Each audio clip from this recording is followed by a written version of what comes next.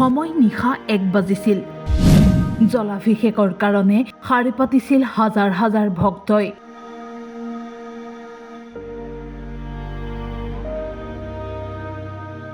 জলাভিষেকৰ বাবে পানী আগবঢ়াবলৈ ভক্তই কৰিছিল ঠেলা হেঁচা, যাৰ ফলত সৃষ্টি হৈছিল এক ভয়াৱহ পৰিস্থিতিৰ।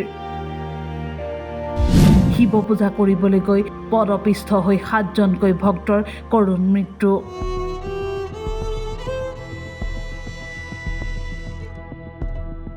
হিন্দু ধৰ্মত পবিত্ৰ জ্ঞান কৰা শাওণ মাহ উপলক্ষে দেশৰ মঠ মন্দিৰসমূহত পৰিলক্ষিত হৈছে ভক্তৰ বিপুল ভিৰ।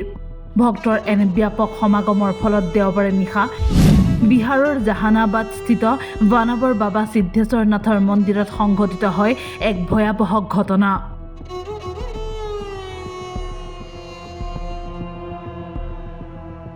শাওণ মাহৰ 4টো সোমবাৰ উপলক্ষে নিশা মন্দিৰটোত সমাগম হৈছিল বহু সংখ্যক ভক্তৰ। তাৰ মাজতে হঠাৎ মন্দিৰটোৰ ভিতৰত থকা ভক্তসকলৰ মাজত জলাভিষেকৰ বাবে ঠেলা হেঁচা হোৱাত বহু লোক বাগৰি পৰে, যাৰ ফলত 7জন ভক্তৰ থিতাতে নিহত হোৱাৰ লগতে 30জনতকৈও অধিক লোক আহত হয়।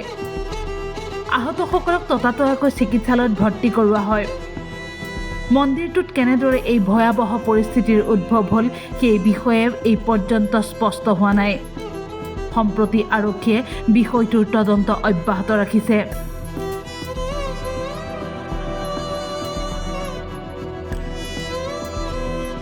শিৱ পূজা কৰিবলৈ আহি মৃত্যুক আঁকোৱালি লোৱা ভক্তসকলৰ পৰিয়ালত এতিয়া শোকৰ ছাঁ পৰিছে।